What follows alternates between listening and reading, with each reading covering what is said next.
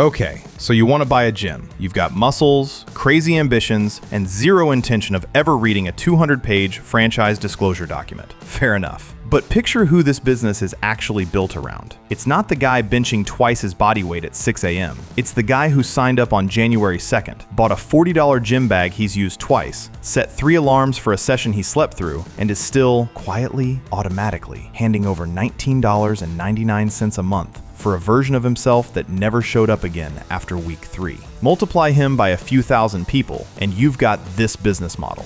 Here's what you should know before you sign anything. This is one of the few businesses where people pay every month for the person they planned to become, and then quietly stay the same. It sounds like the cleanest recurring revenue in capitalism. In practice, some of the people who understood that math better than anyone alive still went broke chasing it, more than once, before they figured out where the real money was actually hiding. By the end of this video, you'll know what this business costs at every level, the mechanism that lets a gym stay profitable even when half its members never walk through the door, why 2 different regulators went after the same industry in the same year, and the far smarter way one well-known gym owner eventually got rich off fitness without owning a single gym by the time he made it. Gyms come in roughly 4 sizes, and the model changes completely at each one. At the bottom, an independent affiliate-style box gym, the CrossFit model, can open in a converted warehouse for somewhere around $75,000, plus a small annual fee to keep the brand name on the door. A 24-hour keycard franchise like Anytime Fitness runs closer to $650,000 once the franchise fee and ongoing royalty are folded in, and it survives largely because there's almost nobody on payroll. The big box tier is where the real money and the real risk actually shows up. And Planet Fitness is the cleanest case study because it's a public company that has to disclose its numbers. Opening one costs roughly $3 million all in. The franchise fee itself is a modest $20,000, but the ongoing toll adds up fast. A 7% royalty, a 2% national ad fund, and a local advertising requirement of 7% of revenue, or $60,000, whichever is bigger. Stack it together, and close to 16 cents of every dollar that walks through the door belongs to the franchisor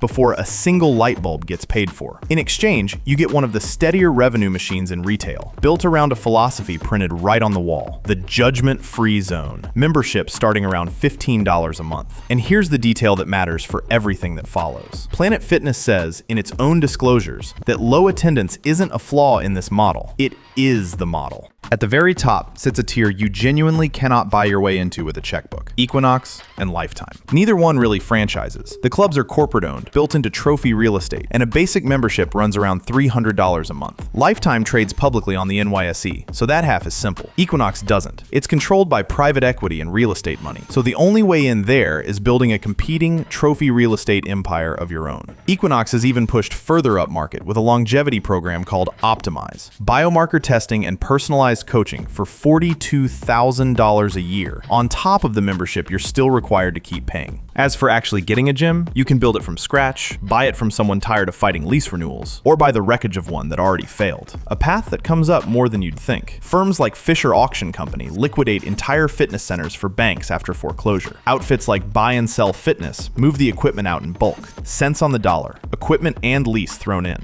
We'll get to why that discount rarely is one. Then there's the bill that arrives before a single person works out. Rent is almost always the largest line, especially anywhere near a major metro. Staff comes next. Front desk, cleaning, trainers if personal training is part of the offer. Equipment doesn't last forever either. Treadmills and bikes wear out fast under constant use, and most operators budget for a full equipment refresh every 7 to 10 years. A 6-figure expense that lands right around the time you thought you'd finally paid everything off. Then there's insurance, because gyms get sued constantly. Falls, faulty equipment, and in the rare, devastating case of a member collapsing with no defibrillator nearby, a signed waiver doesn't always protect an owner once gross negligence enters the picture. Total it up, and a typical big box location burns through well over $1 million a year just to keep existing before debt service even enters the conversation.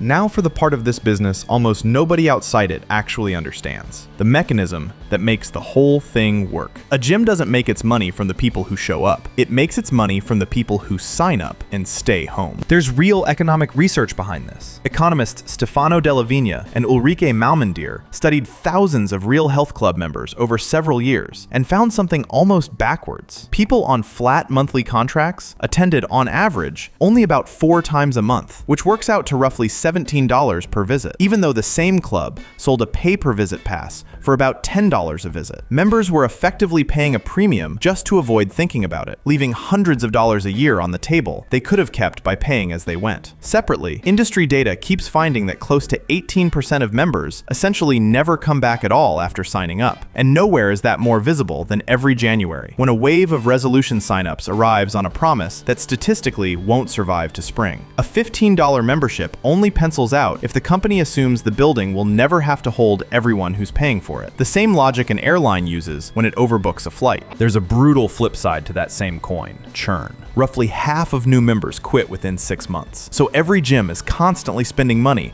just to replace the customers it's losing. Ads, promotions, the free water bottle for referring a friend. For years, the industry's answer to churn was simply to make leaving as difficult as possible. And that habit is now drawing fire from 2 directions at once. In May 2025, the New York Attorney General fined Equinox $600,000 and ordered it to overhaul its cancellation process after finding members couldn't cancel online and weren't getting clear renewal disclosures. A few months later, the FTC sued Fitness International, the parent company behind LA Fitness, alleging members could only cancel by showing up in person during narrow weekday hours or mailing a form by certified mail at their own expense. This isn't an isolated scandal at one brand. It's becoming the industry's signature regulatory exposure, playing out even as a broader federal click-to-cancel rule for subscriptions has spent the past year bouncing between a court that struck it down and a federal agency trying to rebuild it. But that's the behavior side of this business. The psychology, the lawsuits, the slow erosion of trust. Now let's look at what it actually does to the bank account. Where the real margin tends to live isn't the $15 membership at all. It's the add-ons. A small, highly engaged slice of members, the personal training clients and the optimized subscribers, effectively carries an entire location, while the cheapest membership tier barely covers its share of the electric bill. So let's get to the real math. Take the optimistic scenario, a Planet Fitness style location costing about $3 million to open. Average annual revenue lands around $1.8 million,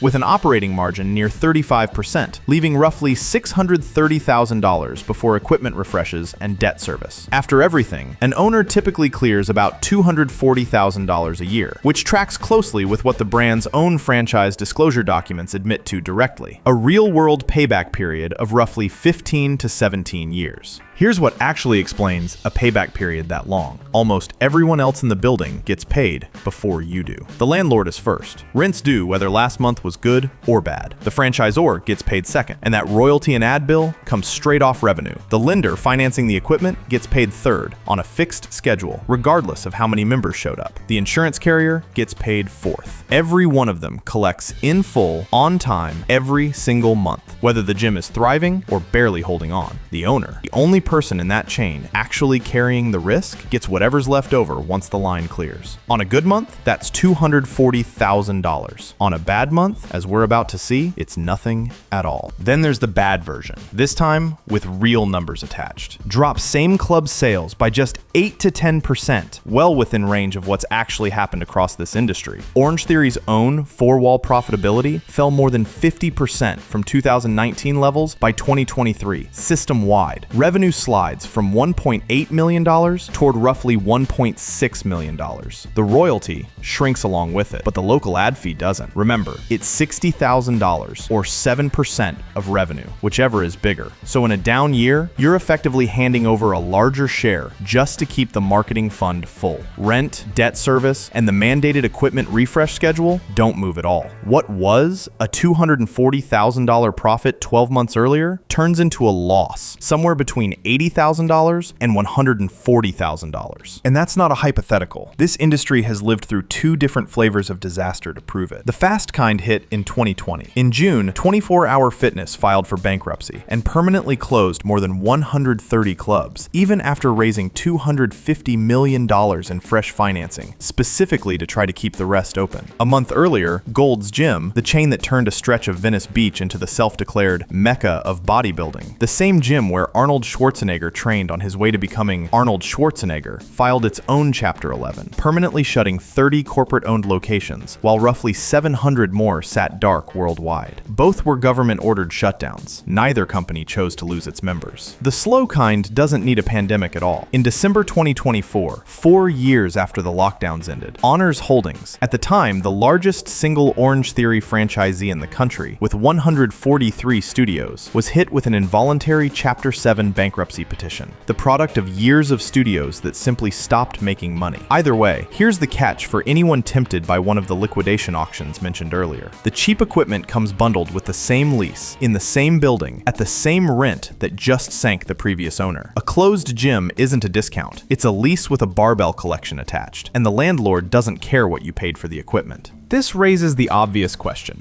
If even a well-run gym is this brutal, why stay in the business of running one? Look at Alex Hormozi. At 23, he walked away from a consulting job. By 24, he'd opened 5 gyms under a brand called United Fitness. By 26, he'd shut down the 6th location and, in his own telling, lost everything. He went back in, tried to rebuild, and lost it all again. The exact same combination we've just spent the last few minutes walking through. Thin margins, brutal churn, and growth outrunning cash. In desperation, that same year, he stopped trying to run gyms entirely and started licensing his marketing and retention playbook to other struggling gym owners instead. He called it Gym Launch. What he actually sold is worth spelling out because it's the cleanest answer to everything we've covered so far. Gym Launch didn't teach struggling gyms to sign up more $15 a month members. It told them to stop selling memberships first and sell a 6-week transformation challenge instead. $500 to $600, paid upfront, funded through Facebook ad campaigns running $30 to $60 per customer, with members only graduating into a recurring membership afterward, once they'd already proven they'd actually show up. It's the same trick this whole industry runs. Get paid regardless of whether the customer keeps coming back. Just move to the very front of the relationship, instead of buried inside a contract nobody reads. Hormozi would personally fly out to a failing gym, run the campaign himself for 2 weeks, close the sales floor by hand, take a cut of the result, and only then package the whole system, the ads, the scripts, the follow-up sequences, and sell it to thousands of other gym owners instead of opening one more location of his own. Within 6 months, that licensing model had generated $3 million